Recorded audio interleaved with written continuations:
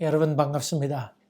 귀한 주일을 맞게 되는데 하나님의 은혜가 여러분과 가정에 충만하게 되기를 주의 이름으로 간절히 기원합니다. 기도하겠습니다. 은혜로우신 주님 감사합니다. 또 가정들마다 모여서 인터넷으로 예배드리고 있는데 그 가운데도 주님께서 함께하여 주시옵소서. 예수님 이름으로 기도하옵나이다. 아멘. 오늘 우리에게 주신 하나님의 말씀은 마태복음 10장 16절부터 23절까지 말씀입니다. 제가 봉독하겠습니다. 보라, 내가 너희를 보냄이 양을 이리 가운데로 보냄과 같도다. 그러므로 너희는 뱀같이 지혜롭고 비둘기같이 순결하라. 사람들을 삼가라. 그들이 너희를 공회에 넘겨주겠고 그들의 회당에서 채찍질하리라. 또 너희가 나로 말미암아 총독들과 임금들 앞에 끌려가리니 이는 그들과 이방인들에게 증거가 되게 하려 하심이라.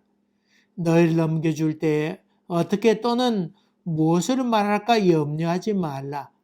그때 너희에게 할 말을 주시리니 말하는 이는 너희가 아니라 너희 속에서 말씀하시는 이 곧 너희 아버지의 성령이시니라.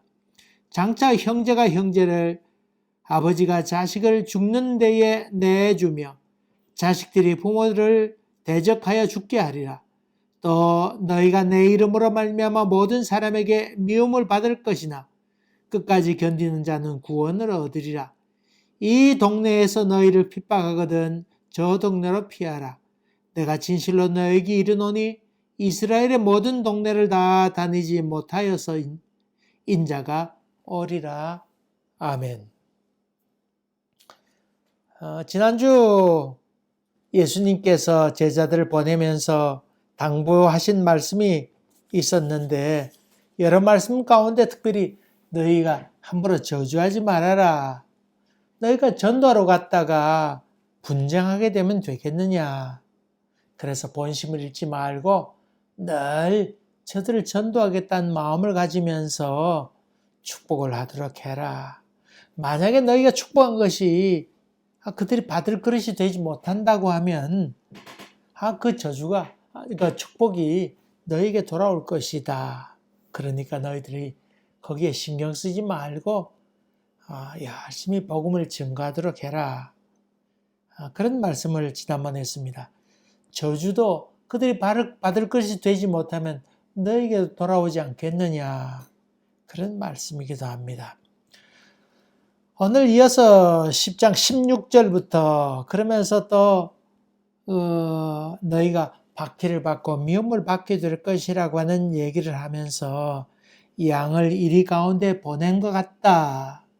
너희를 보내는데 참 걱정이 많구나. 그 예수님의 깊은 사려 깊은 마음이 거기에 담겨 있지요.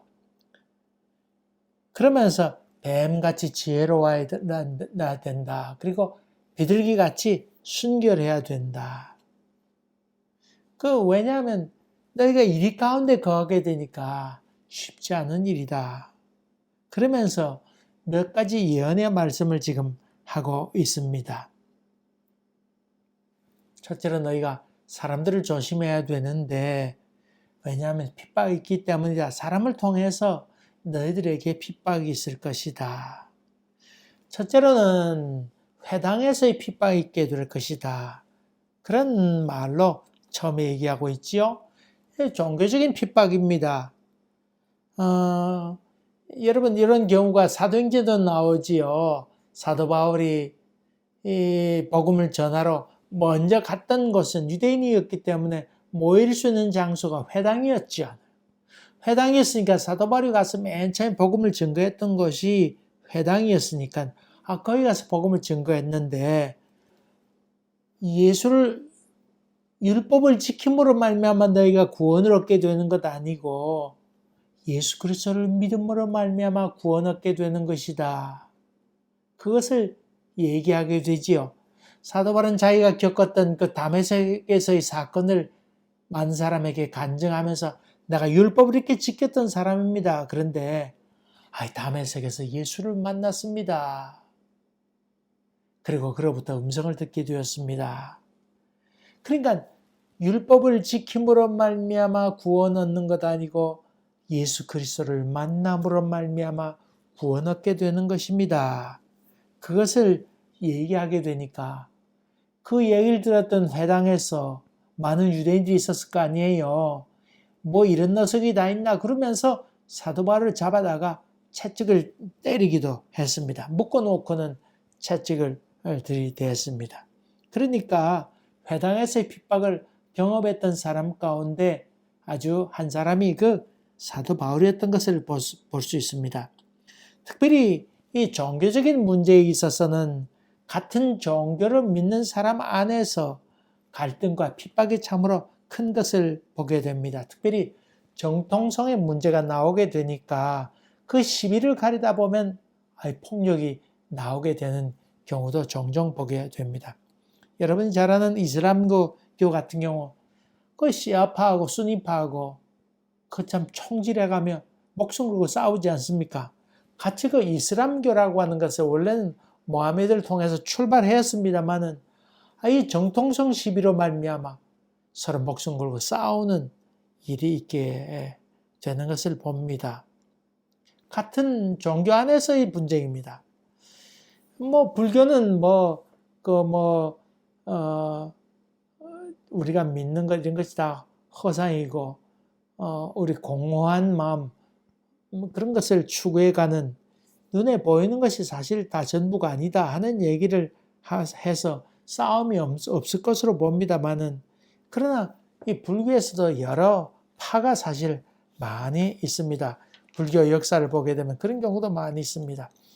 여러분 뭐 들었겠습니까마는 도노와 점수라고 하는 말이 있으면 도노라고 하는 말은 도를 닦게 되는데 깨달음이 오게 되는데 깨달음이 어느 날 갑자기 임하게 된다. 그런 말이 도노란 말이고 이 점수라고 하는 말은 도를 닦고 이렇게 교육하고 수도를 하고 해내간 동안에 처음에는 그 도가 뭔지 모르지만은 그렇게 도를 교육하고 훈련하고 이렇게 오랜 배움의 과정을 거치면서 어느 날 눈뜨게 된다 하는 것이 점수라고 하는 말인데 이 깨우침이 어느 날 갑자기 오는 것이다. 그렇게 주장하는 파가 있고 그래서 도노파가 있고 아니다. 오랜 훈련이 필요하다는 훈련했다가 그 다음에 눈 떠가는 것이다. 깨달음이 오는 것이다.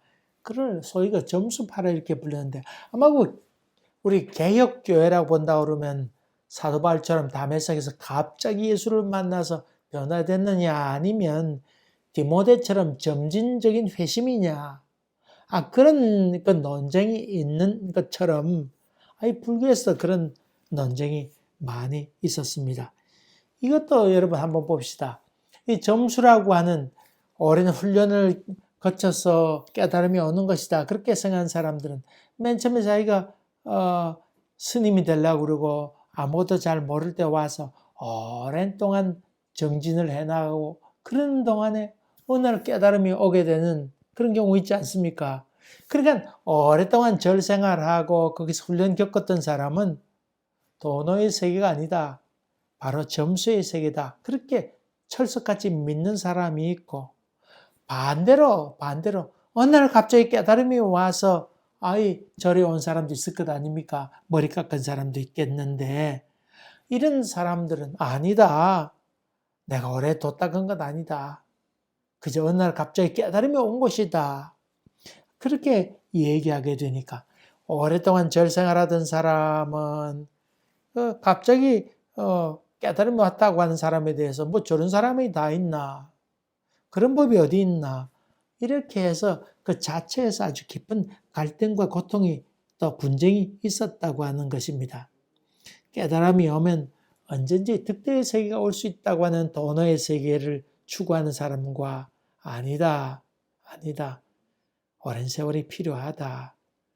그런 그 점수의 세계를 추구하는 사람들의 갈등으로 말미암아 서로 용납하지 못하는 그런 경우가 많이 있죠.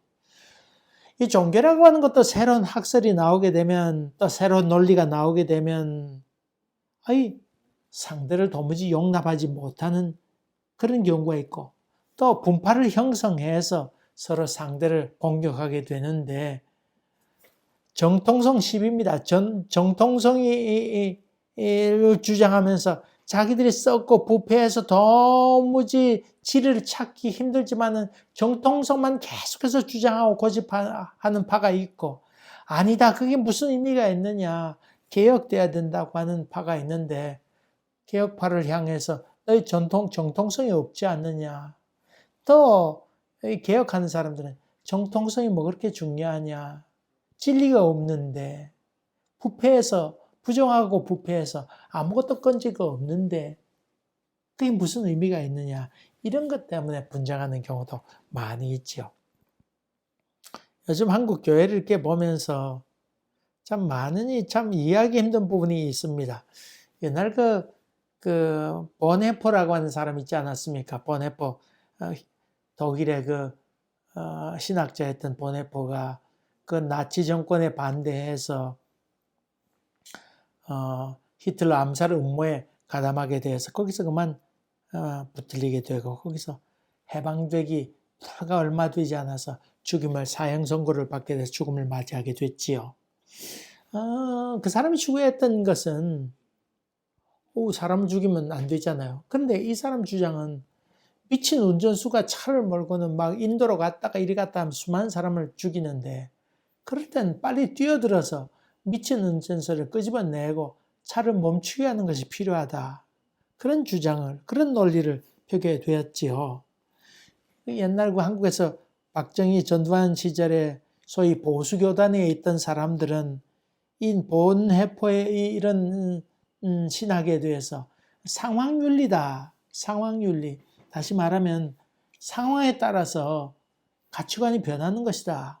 그렇다 그러면 진리는 불변하는 것이어야 되는데 그것이 옳은 것인가?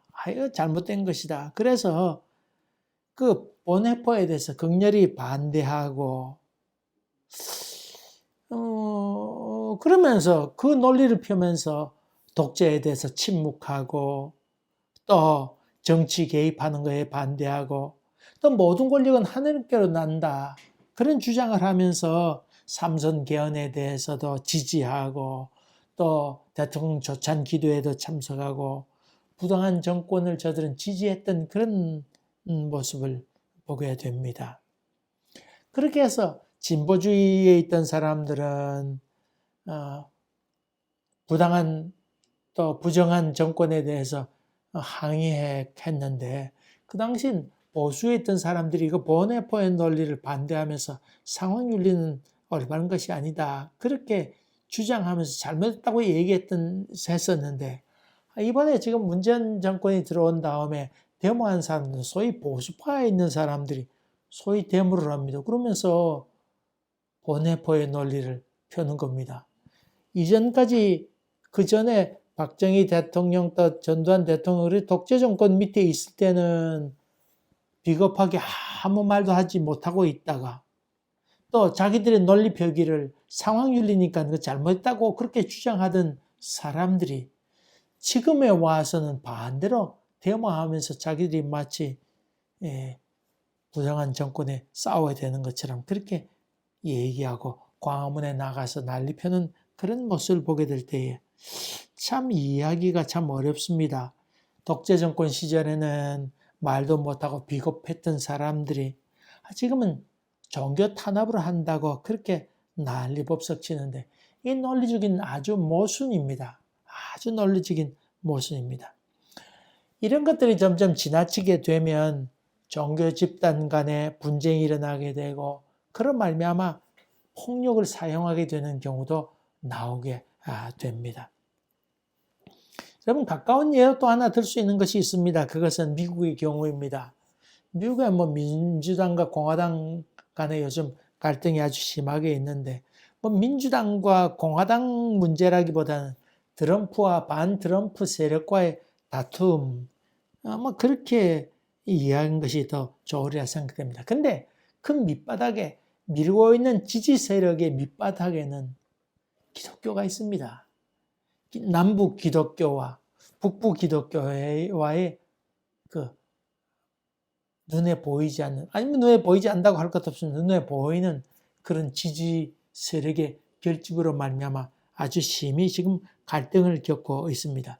종교도 이념의 전쟁터가 되기 쉽습니다. 예컨대 이렇습니다. 지금 현재 지금 흑인들이 어려움을 받고 있습니다. 여기에 대해서 흑인들의 인권이 말살되어 있으니까 흑인들의 인권을 바로 세워야 된다 하는 주장을 펴고, 반대로 그 트럼프 지지 세력이나 미국의 남부 세력들은 총을 들고 나서면서 뭐라고 했냐면, 저렇게 흑인들이 데모도 하고 또 마구 이렇게 시위를 하게 되면 혼란이 오게 되지 않느냐. 그러면 나라가 되는가?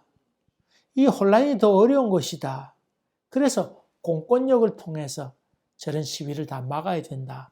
총을 들고라도 막아야 된다. 그렇게 주장하는 사람이 그 트럼프입니다. 그렇게 해서 이거로 말미암아 미국 남부에 있는 미국의 교회들이 거기에 지지하고 나서는 것이지요.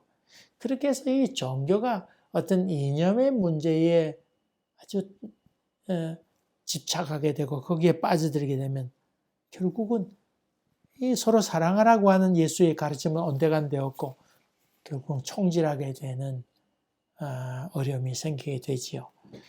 초대교회 때도 그랬습니다. 율법을 지킴으로 말미암아 구원 얻는 것 아니고, 지금까지 전통적으로 내려오는 것은 십계명을 지켜야 된다 하는 것인데, 아니다. 하나님의 백성이 되는 것은 예수 그리스도를 믿음으로 말미암아 구원 얻는다고 하는 것에 대해서 회당으로부터 많은 공격을 받게 되고 핍박을 받게 되었던 것을 봅니다. 이제 예수님께서 또 하나 더 말씀하신 것은 공회로부터 핍박을 받게 될 것이다. 회당에서 있었던 이 종교적인 갈등으로 말미암아 이제 한 단계 넘어서서 공의회에 그것을 제소하게 되고, 그런 말미암아 공회로부터 핍박을 받게 될 것이다 하는 얘기를 여기서 하고 있습니다. 종교적인 국가가 이스라엘이지 않았습니까? 그러니까 이 공회가 그 문제에 대해서 정식으로 회의를 소집하게 되고, 그런 말미암아 이단적인 요소가 있는 것들에 대해서는 핍박을 하게 됩니다. 이 일에 사울이라고 하는 사람이 앞장서게 됐죠. 그래서 스데반을 돌로 쳐 죽이던 일에 그가 옷을 맡은 사람으로 가담하게 됩니다. 그리고 공회에서 결정하기를 허락받아서 다메섹에 있는 그 예수 그리스도를 믿는 사람들을 잡으러 가게 되는 이 일도 이 사울에게 허락이 되게 된 것이죠. 사실 예루살렘에 핍박이 많이 있게 되니까 많은 사람들이 다메섹으로 또 안디옥으로 이렇게 다 예루살렘을 떠나서 다른 곳으로 도망가게 되었는데, 안디옥이라고 하는 곳은 로마 사람들이 통치를 했습니다. 로마 사람들이 통치했으니까 유대인들이 함부로 생명을 어찌할 수 없는 지역이 된 것이지요. 그러니까 안디옥에도 많이 피난 갔습니다만은 그 다메섹에도 피난 갔는데, 다메섹에까지는 아직 그 로마 사람들의 영향이 미치 못하게 되고 많은 유대인들이 거기 살게 되었는데, 유대인들이 많이 살게 되었으니까 유대인들이 더 세력을 많이 얻었을 거 아니에요. 그러니까 거기 다메섹에 가서 예수 믿는 사람이 피난가 살고 있었지만은 그들을 데리고 체포해서 데리고 오는 일은 오히려 쉬웠다고 하는 것입니다. 그러니까 이 사울이 다메섹으로 가서 예수 믿는 사람을 핍박하는데 유리하다 생각하셔서 그곳에 가서 예수 믿는 사람을 잡아다가 가져오라고 그렇게 생각하게 된 것이지요. 소위 유대 공의회의 허락을 받게 되는 것, 그의 영향 아래에 있는 바로 다메섹으로 사울이 갔다고 하는 것을 볼 때 공의로부터의 핍박도 넉넉히 여러분 이해가 되지요. 뿐만 아닙니다. 예수님께서 이제 국가 간의 핍박도 있을 것이다. 로마 시대에 예수 믿는 사람들이 얼마나 핍박을 많이 받았어요. 로마시를 불태운 화재 범죄자로 그렇게 여기기도 하고, 또 성찬식을 할 때 붉은 포도주를 마셨는데 이 포도주를 마셨다고 하는, 붉은 포도주를 마셨다고 하는 것을 소문내기를 어린 애들을 잡아다가 피를 빨아먹는 사람이 예수 믿는 사람이 된다. 그렇게 해서 참 많은 그리스도인들이 잡혀가기도 했죠. 현재 중국도 마찬가지고 인도도 마찬가지입니다만은 힌두 교도들이나 아니면 중국 공안 당국에 의해서 많은 그리스도인들이 쫓겨나기도 하고 선교사들이 쫓겨나기도 하고 갇히기도 하고 테러 당하기도 하는 그런 경우가 지금 얼마나 많이 있습니까? 그 다음에 또 예수님께서 예언하신 말씀 가운데는 가족 안에서도 핍박이 있을 것이고 아비가 아들을 또 자식이 어미를 서로 그 재판장에 내주게 되는 일이 있을 것이다. 종교적인 가족적인 분쟁이 많이 있게 될 것이다. 그렇게 얘기하고 있습니다. 여러분 우리 지금은 좀 뭐 그런 이 종교의 자유로 말미암아 괜찮습니다만은 우리 한국에 복음이 처음 들어왔을 때에 예수 믿는 사람들 예수 믿는 것 때문에 성경을 다 불태우기도 하고 또 여자들이 먼저 예수 믿는 경우 많았잖아요. 그런데 그 아버지가 딸 머리를 싹둑 깎아서 어디 나가지도 못하게 교회에 못 나가게 하는 그런 경우도 얼마나 많이 있었습니까? 또 남편이 아내를 패는 경우도 얼마나 많이 있었습니까? 그래서 가족 안에서도 그런 분쟁으로 말미암아 핍박을 받게 될 것이다. 그렇게 얘기하고 있습니다. 그러면서 예수 그리스도로 말미암아 미움을 받게 될 터이지만은 그러나 끝까지 참고 견디는 사람들은 구원이 임하게 될 것이다. 그렇게 얘기합니다. 그러니까 이런저런 핍박이 있을 때 두 가지, 끝까지 인내하라. 그것을 얘기하고 있죠. 끝까지 인내하라.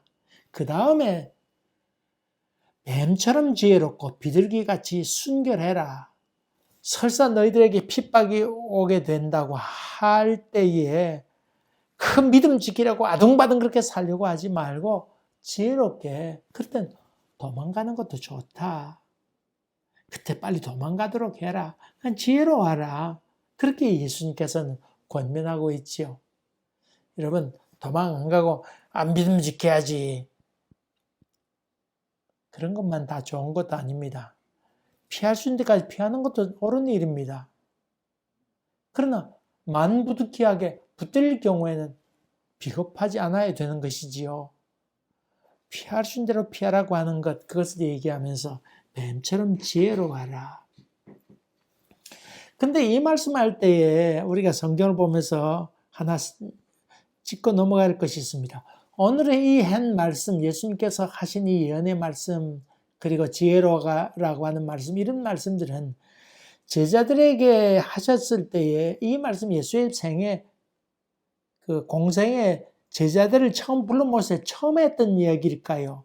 제자들을 불러 모아서 전도를 보내면서 처음 전도를 갈릴리 지방에 전도를 보내면서 하셨던 말씀일까요? 아니면 그가 죽음을 앞두고 당부한 말씀일까요? 아니면 또 예수님께서 부활하시고 난 다음에 승천하실 때 한 50일 동안 기간이 있었잖아요. 그 기간 동안에 하신 말씀일까요? 여러분 어때요? 물론 예수님께서 처음 제자들이 갈릴리 지방에 복음을 전하러 가시다는 말씀이기도 하지만은 예수님께서 십자가 달리시기 전에 그의 제자들에게 얘들아 너희들이 얼마 있으면 내가 없게 될 터인데 많은 핍박과 어려움이 있을 것이다. 그러나 잘 견디고 인내하도록 해라. 너희들이 마음에 잘 준비하고 있어라. 막 그런 말씀 아니었을까요? 그런 점을 본다 그러면 이 같은 내용이 마가복음에도 나오고 또 누가복음에도 나오는데 누가복음에는 이 말씀이 나오면서 저 뒷부분에 나옵니다. 뒷부분에 나오고 오늘 마태는 이 글을 편집했으니까 아마 10장의 앞부분에 그것을 소개하면서 얘기했으리라 그렇게 추측해 볼 수가 있습니다.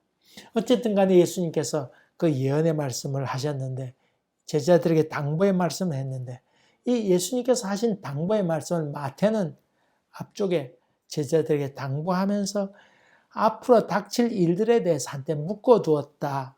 그렇게 여러분이 이해하시면 아마 잘 이해가 되리라 생각됩니다. 어쨌든 간에 꼭 기억할 것은 몇 가지 있는데 뱀처럼 지혜롭고 비둘기처럼 순결하라. 그리고 끝까지 잘 인내하라. 근데 여러분, 흔히 이 말씀 얼마나 그 예수 믿는 사람들에 의해서 곡해되고 있습니까? 아이고, 머리를 잘 써야지. 예수 믿는 사람이 뱀처럼 지혜로워라고 그러지 않았냐. 그러면서 머리를 아주 돌려가지고 자기 이익 챙기는 일에 급급한 경우가 얼마나 많이 있습니까? 손해는 절대 보지 않고 지혜로워야 된다. 이 부자 되는 방법 가운데 하나가 바로 이 말씀이야. 머리를 잘 돌려가지고는 그렇게 살아야 된다. 그것을 합리화할 때가 얼마나 많이 있는지 모릅니다. 자기 잔꾀를 부르면서 하나님께서 머리를 잘 쓰라고 하지 않았느냐. 그런 말로 합리화시킨다고 하는 말입니다. 이렇게 뱀처럼 지혜로라고 하는 말을 하면서 비둘기같이 순결하라고 하는 말은 뒤로 그냥 빼는 경우, 그걸 사용한 사람은 별로 없습니다. 뱀처럼 지혜로라는 말은 많이 사용하지만은 비둘기처럼 순결해라 이 말씀을 사용한 사람은 많지 않은 것 같습니다. 근데 이 뱀처럼 지혜로워하라, 비둘기처럼 순결해라 이 말씀과 대치되는 반대되는 말씀이 오늘 봉독한 말씀 가운데 나옵니다. 19절부터 20절까지 이런 말씀이 나오죠. 너희를 넘겨줄 때 어떻게 또는 무엇을 말할까 염려하지 말라. 그때 너에게 한 말을 주시리니 말하는 이는 너희가 아니라 너희 속에서 말씀하시는 이 곧 너희 아버지의 성령이시다. 여러분 한번 생각해 봅시다. 환난과 핍박이 있습니다. 그럴 때 뱀처럼 지혜롭고 또 순결해서 어떻게 할지 생각해야 될 거 아니에요. 그럴 때 무엇을 말해야 될지 염려하지 말라고 그러면 이 말이나 되는 얘기입니까? 지혜라고 하는 것은 좋은 선택하는 것 아닙니까?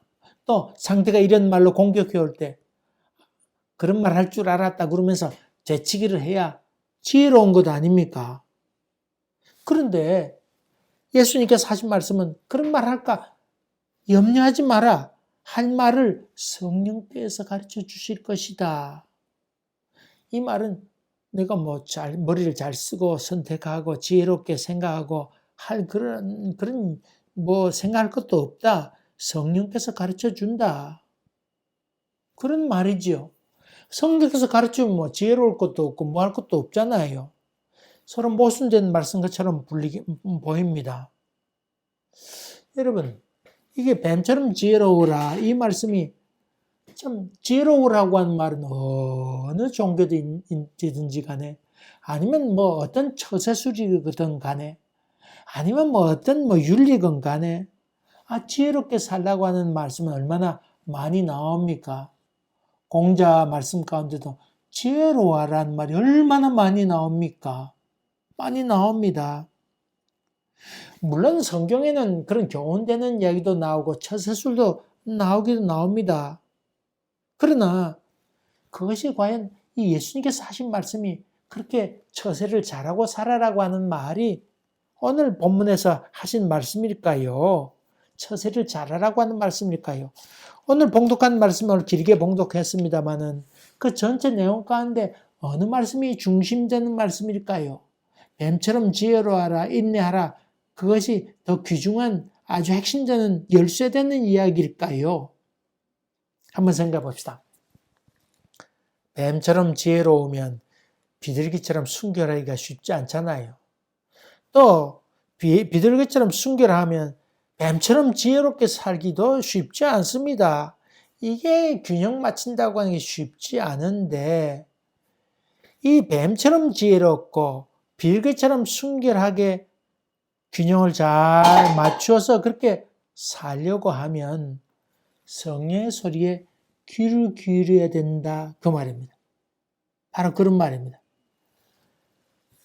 비둘기처럼 순결하면 뱀의 지혜를 잃어버리게 수 있고 뱀의 지혜를 선택하면 순결을 잃어버리기 쉬운데 성령의 소리에 귀를 기울이게 되면 이 일에 대해서 뱀처럼 지혜롭게도 되고 비둘기처럼 수압으로 살아갈 수 있다. 그것을 먼저 이야기하고 있다고 하는 것입니다. 그 다음에 또 중요한 것이 있습니다. 뱀의 지혜와 비둘기의 순결함, 이것은 매우 상식적이고 좋은 처세술에 해당하는 것입니다만은, 그러나 이 성령에 의해서 너희가 무슨 말 할지 내가 가르쳐 주겠다. 이 말, 너희가 그것 때문에 고민하지 말아라. 그것 때문에 고통스러워하지 말고 걱정하지 말아라. 이 이야기는 소위 처세술에 대한 얘기가 아니고 하나님의 신비의 영역이라고 볼 수 있지요. 하나님께서 계시해 주는 것이지요. 뱀처럼 지혜로워가는 것은 자기 이성의 세계이지요. 자기가 생각해야 되는 세계이지요. 그런데 성령의 소리를 들으라 하는 것은 하나님께서 주신 말씀이지요. 이것은 두 개의 갈등과의 관계인 것 같지만은 하나는 이성의 세계이고 하나는 신비의 세계라 볼 수 있습니다. 다시 말하면 상식과 처세술에 관한 이 뱀처럼 지혜롭고 비둘기처럼 순결하라고 하는 것에 머무르는 것 아니고 그것을 넘어서서 신비의 세계를 너희들이 경험해야 된다. 이런 말과도 같은 말이지요. 다시 말하면 내가 너희들에게 무슨 말할 것인지를 가르치겠다고 하는 것은 신비의 세계이고 신앙의 세계라고 얘기할 수 있습니다. 설사 미래의 환란이 기다리고 핍박이 있다 할지라도 무엇을 말할까 염려하지 말라. 하나님의 영이 너희 가운데 임하게 되어서 너희에게 가르쳐 줄 것이니까 그런 인간적으로 너무 생각하지 말도록 해라. 법이 있고 규칙이 있고 제도가 있고 모르게 다 중요하지만 지혜가 필요하다. 그러나 그것을 또 넘어서서 세상을 통치하는 분은 하나님이시니까 하나님의 영이 와서 너희들에게 가르쳐 줄 것이다. 그분이 가르쳐 주면 이 모든 것도 넉넉히 이겨낼 수 있을 것이다. 그 말을 지금 예수님께서 지금 하고 있는 것입니다. 종종 취직시험 보는 사람 있죠. 인터뷰하기 위해서 연습도 합니다. 법정에 서는 사람은 불리한 말을 하지 않으려고 연습까지도 하지요. 요 말하면 요 말 해야지. 그런 모의 재판도 하기도 하지요. 변호인까지 준비하기도 합니다. 또 어떤 사람들은 이민하게 될 때 이민관이 이런저런 질문하게 될 텐데 인터뷰 준비를 하죠. 이런 질문하게 되면 뭐 이렇게 대답하는 게 좋습니다. 그렇게 해서 미리 얘기할 말을 준비하는 경우도 있습니다. 여러분, 그렇게 준비해 가도 막상 그 이민관 앞에 갔을 때 그게 잘 됐디까? 법정했을 때 그게 잘 됐디까? 아니면 취직할 때 그 면접 그렇게 다 훈련 잘했으면 다 합격해야 될 것 아닙니까? 그런데 그게 쉬운 일이 아닌 것을 우리가 경험하게 되지요. 몇 년 전입니다만은 여기 이민관으로 있는 이민관의 그 통역으로 일하는 집사님으로부터 들은 얘기입니다. 자기가 봐서 아무리 봐도 이 사람이 자격으로 점수가 이렇게 있잖아요. 언어, 학력, 뭐 이런 경력, 뭐 이런 것들을 있는데 그걸 점수 매겨 가지고는 얼마 이상 돼야 이민이 허락되지 않습니까? 근데 자기가 옆에서 통역하면서 도저히 이민 되지 못할 사람 같았는데 이민 특 받은 사람의 얘기를 나에게 들려주었습니다. 부인은 교사였습니다. 한국에서 선생님으로 오래 한 사람이고. 근데 남편은 학력을 보니까 초등학교 졸업생이에요. 부인은 대학 졸업해가지고 선생님으로 오랫동안 경력을 쌓은 사람이고 반대로 남편은 초등학교 졸업한 사람이에요. 계산으로 점수를 계산해보니까 도무지 이민할 수 있는 자격이 되지 못해서 이 통역하면서 상당히 민망했는데, 그 마지막에 얘기를 들으면서 이민관이 좋습니다 하면서 이민관이 이민할 수 있다고, 영주권 주겠다고 도장을 꽉 찍었답니다. 그래서 참 당황스럽게 됐는데, 인터뷰 끝난 다음에 그 집사가 그 이민관에게 물었답니다. 아니, 어떻게 이 사람의 자격이 얼마나 안 될 것 같았는데 어떻게 그렇게 주었냐고 얘기했더니, 그 이민관 하는 얘기가 얼마나 이 사람이 낭만적이냐고.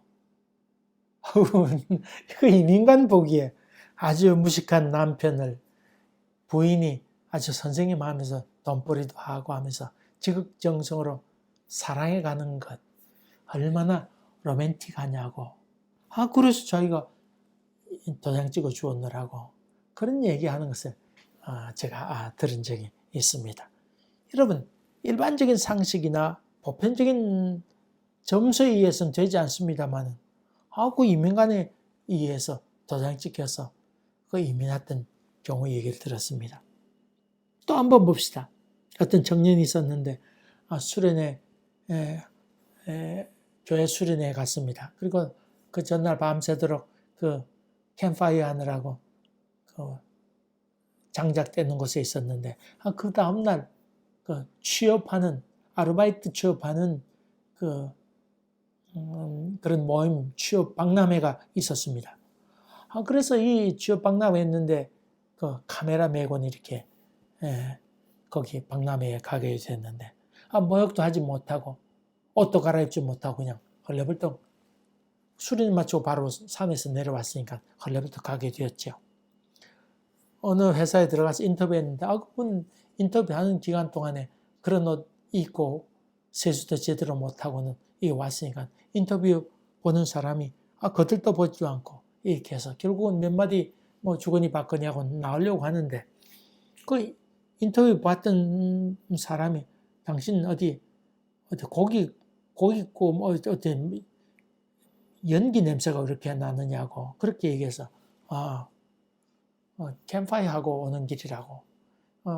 무슨 캠파이어 하느냐고. 그래서 난 교회에 수련회해서 캠파이어 하느라고 제대로 이렇게 옷을 갈아입지 못하고 이렇게 왔느라고 얘기했는데, 그 인터뷰 보는 사람이 자기도 예수 믿는 사람이라고, 자기 교회 다니는 사람이 예수 믿는 사람인데 그래 어느 교회 나가냐고 이렇게 얘기하다 보니까 다시금 나가다가 자리에 앉게 되고, 그래서 그 얘기를 나누다가 그 사람으로 말미암아 그 회사에 아르바이트로 취직하게 됐지요. 상식으로는 도무지 안 됩니다만 하나님께서 성령으로 저들의 마음을 인도하게 하시고 생각지도 않는 이야기가 말꼬리를 이어서 취업으로 이어지게 된 경우입니다. 그래서 그 일, 카메라 광고하는 일에 취업했던 경우가 있습니다. 여러분, 이런 경우가 한두 가지가 아닙니다. 한 가지 기억합시다. 하나님께서 하시면 됩니다. 하나님께서 허락하시면 됩니다. 성령께서 여러분 마음을 감동시키고 여러분 말이 어둔하다 할지라도 상대의 마음을 하나님께서 변화시키셔서 여러분 무슨 말을 하더라도 상대가 기쁘고 즐거운 마음으로 잘 받아들일 수 있도록 역사하는 것, 그것이 성령의 역사이고, 하나님은 나에게만 역사하는 것 아니고 상대에게도 역사하고 있다고 하는 것도 여러분이 염두에 두면 넉넉히 이겨낼 수 있다고 하는 것입니다. 이런저런 일 만나게 될 때 여러분 걱정하지 맙시다. 당황하지 맙시다. 성령께서 이미 저들의 마음을 사로잡고 또 여러분의 입술도 지켜주어서 무슨 말을 했는지 인도하실 것이고, 설사 여러분이 말 실수했다 할지라도 합력하여 선을 이루게 하시는 하나님이라고 하는 사실을, 성령의 역사라고 하는 사실을 여러분이 믿음의 눈으로 받아들이게 될 때에 이 세상을 힘있게 살아갈 수 있으리라, 그렇게 믿습니다. 이것을 예수님께서 얘기하고 있습니다. 세상의 처세술도 귀한 일입니다마는 한 그릇만 넘어서서 신앙의 세계, 신비의 세계로 한 걸음 더 내딛게 되는 것, 그것이 믿음의 세계이죠. 이런 신비의 역사가, 체험이 여러분 심령 가운데 충만하게 되기를 주의 이름으로 간절히 기원합니다. 기도하겠습니다. 은혜로우신 주님, 인간적인 장비가 아니고 성령의 역사하심에 내어 맡기게 될 때 합력하여 손을 이룰 줄 믿사오니 그 믿음으로 신앙을 간직하며 걸어가는 저희들 되도록 인도하여 주셔서 영적인 체험이 날마다 더 쌓여져 갈 수 있도록 인도하여 주시옵소서.